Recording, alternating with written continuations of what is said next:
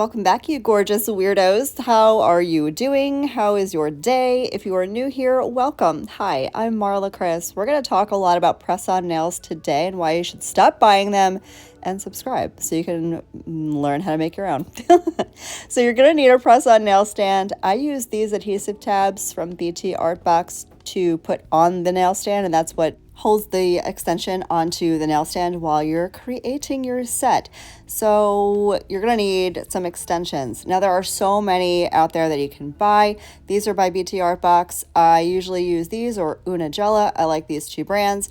I just find they fit my nails the best and they hold up really, really well. They're great quality extensions, but you can experiment and play around with a bunch of different stuff. There are way more less expensive options out there. There are more expensive options out there. These are all kind of middle of the road, but these are the two that I like. So what I'm doing right now is sizing my nails. I know what sizes I am, but I'm going to show you how I size them. I really want to make sure they fit the entire nail. And I'd rather go bigger than go smaller. That's what she said. But you want to make sure they're fitting your nail appropriately. That way they don't look like press-on nails. I find that is key. They also do usually have a little nub at the front of the nail. I'm going to take a little file, a light file. It's a 150 grit and it's a very dull file. And I'm just going to remove that little nub at the front of the nail. And then I'll take the buffer and buff that off. That way there's no trace of nubbin at the front of that nail when we go to paint it later. And we're going to talk a whole lot about how to apply the gel polish to press-ons. My daughters all make their own press-on nails as well. And some of the things that I see them do, I'm like, oh my God, why would you do that? So I'm going to show you what to do, what not to do. That way I can educate y'all better than I educated my kiddos, because clearly I did a piss poor job of teaching them how to do this, which I have since explained, but now I'll explain it to you in case you might be having the same problems that they have been having. So I'm going to go ahead, finish getting all these tips prepped up. We'll get them on the nail stand, and then I'm going to show you how to do your own press-on nails very easily, flawlessly. They do not look like press-ons. They look like a custom set of acrylics that you had done at a salon. And then later on, I'm going to give you a price breakdown in comparison between doing your own press-on nails and buying a set of press-on nails and getting your nails done at a salon. I'm going to give you all the price breakdowns at the end of the video.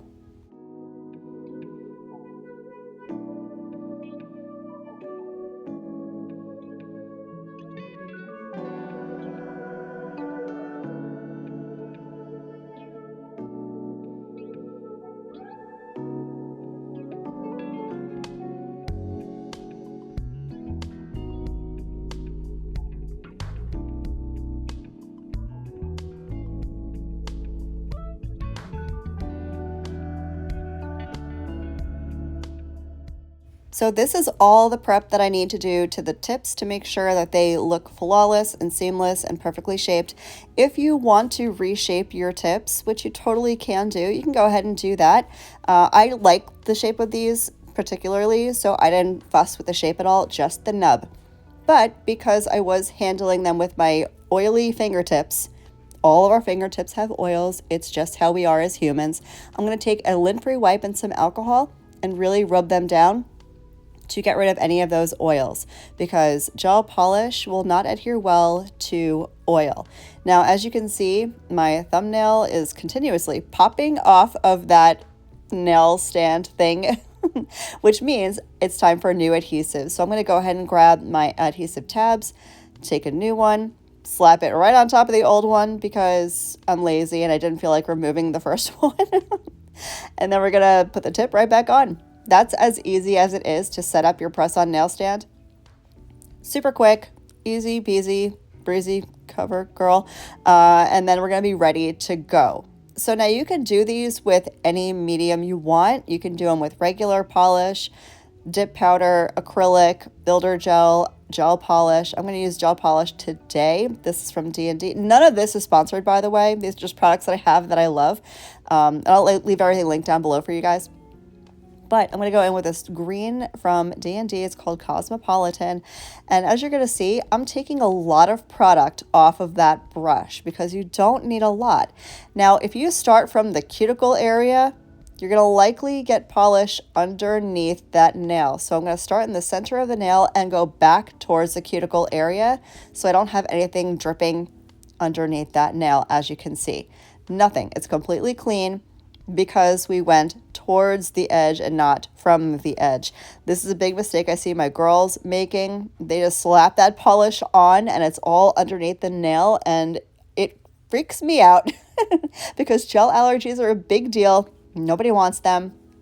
And if you get polish underneath that nail and then you handle the press-on nail later, you're going to wind up touching uncured gel. And that is going to lead to contact dermatitis or gel allergies or issues that nobody wants to deal with. So take extreme caution when you're painting your nails just to make sure that you are as safe as possible. Does that mean that doing your own nails is dangerous? Probably not. You're probably fine. But I like to exercise caution when I'm doing stuff like this because I like doing stuff like this and I don't want to have to stop because I have a gel allergy. That would be no fun at all. So again, same exact thing, and the coats are super duper thin. You don't want thick coats of gel because that can affect the cure time. You do need an LED UV lamp for gel polish or any gel product. But again, you don't have to use gel. You can use regular nail polish if that's your median of choice. You can go ahead and do that. Totally fine. I'm making sure to cap the edge because I don't want any of that color from the extension showing at all. You don't have to do it on every coat. I only do it on the first coat, and then I find that I'm fine for the subsequent coats. I'm only going to do 2 because this color is beautifully opaque, but that is pretty much how I apply the gel polish. Super thin coats, start in the center of the nail and work out towards the edges, not from the edges towards the center, just to make sure you don't have any of that leakage underneath the nail. If you do, you can always clean it up, and I'll show you how to do that in a little bit. But it really helps keep everything super duper clean, super duper flawless and level and beautiful, and it's going to make a big difference in your finished look. So I'm going to go ahead and finish up the first coat. I'm going to get that cured for 30 seconds, and then we'll move on to coat number 2.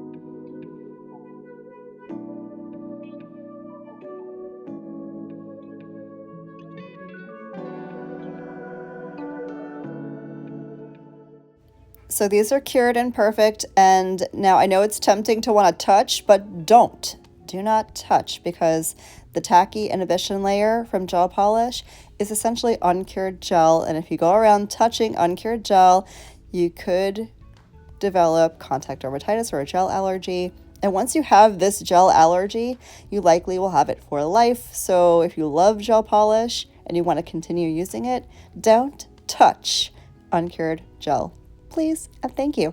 So we're moving on to coat number 2. This is basically a carbon copy of coat number 1. That's all I'm doing. We're just repeating the process on all of the nails. And as you can see, again, no mess on the underside. We're starting in the center of the nail, always working out, never out, working in. That way we don't have that seepage underneath the nail. So I'm going to go ahead and get the second coat on. And you're going to see when I get to the thumbnail, there's a little something underneath that nail, and I'm going to show you how to clean it up.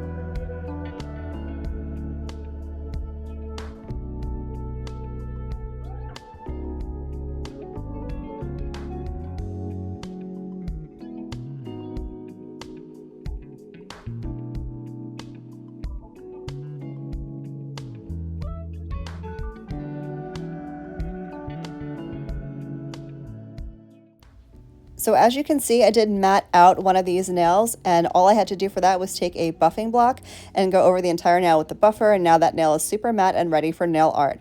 So I'm going to take a little bit of this black gel polish. This one is from Model 1s, I believe, and a liner brush. Liner brush is from Beetles. And I'm just going to work on a straight line down the center of the nail. Now, I find that the longer the bristles on the brush, the easier it is to create a straight line. The long bristles absorb the shock from your shaky hand. My hand's shaky as shit because I always do these videos in the morning, right after I've caffeinated, so I am jittery. I am a jittery bitch in the morning. So longer the bristles, the easier it is to do line work. So as you can see, all I'm doing is trying to keep this as centered as possible, and I'm going to build this line out a little bit thicker. So it's kind of like a racing stripe down the center of the nail, and that's all I'm going to do for this part. After I finish getting this line situated, I'm going to cure it for a full minute.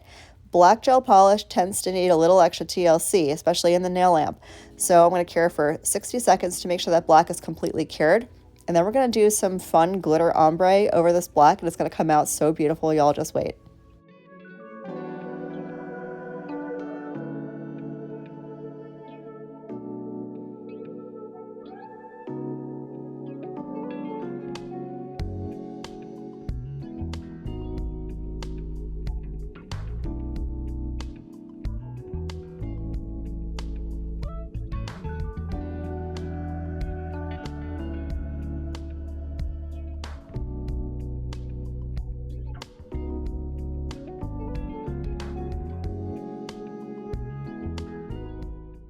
So that black is completely cured, and now I'm going to grab this gorgeous like champagne gold glitter from Model 1s, and I'm going to take a short liner brush. I don't need a big one, said no woman ever. I don't need a long liner brush. I'm going to take a little short one. I'm going to start at the top and have that glitter mostly concentrated towards the top half of that black line, and then as I get towards the center of the line, I'll start feathering that glitter down so it creates like an ombre effect. And by that, all I mean is I'm lightening my touch and I'm just dragging a little bit of that glitter down. Does that make sense? I'm not taking a big glob of that glitter and putting it down so there's a harsh stop. I'm just going to drag teeny tiny little bits of that glitter down to the edge of that nail, but not to the edge. I'm stopping about a quarter of the way up the nail, so it has that glitter fade effect, and that is all I need to do for that. I'm going to go ahead and cure, and now we can top coat again to seal all this in. I'm going to go ahead and grab my top coat, throw a coat of that on, cure it for a full minute, and then you'll see the finished look. We'll apply them and get to that cost breakdown.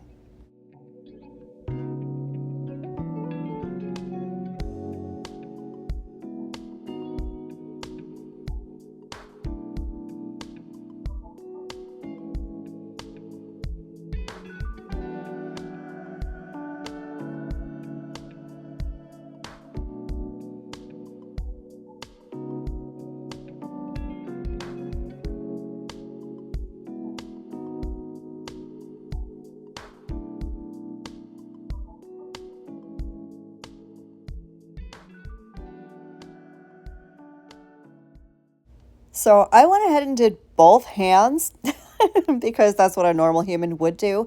So here's what the finished sets are looking like. Now I'm going to get into application.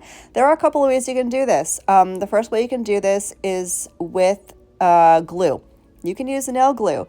You can use any kind of nail glue you like. You can use your dip base coat if you're a dip girl. You can use this. This is called Fast Bond. This is the glue that I would use or my girls would use. If you wanted a long-lasting set, this will last you a good couple of weeks. For prep, you would want to buff away the shine from your natural nail, cleanse really well with 100% acetone, and then you can go right in with your Fast Bond.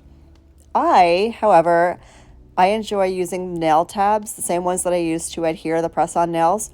So I'm going to do that. I don't need to buff my nails for this because it's very short-term wear. I'll wear it for a day. But I am going to cleanse really well with alcohol because you have oils on your nails, right? And the adhesive tabs will not stick to oily surfaces. So I'm going to clean off all those oils before I get in with the tabs.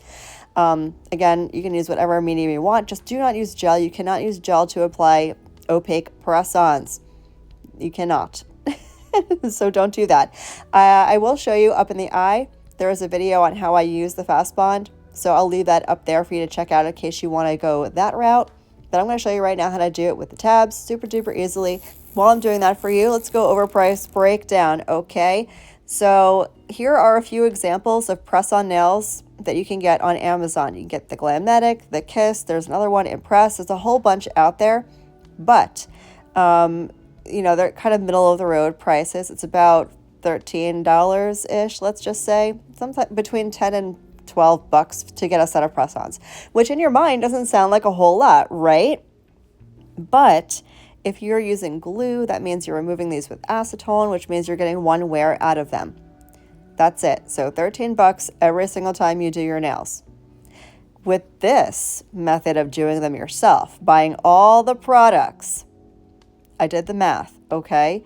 And it breaks down, including the tabs, the gel polish, the extensions, and the top coat.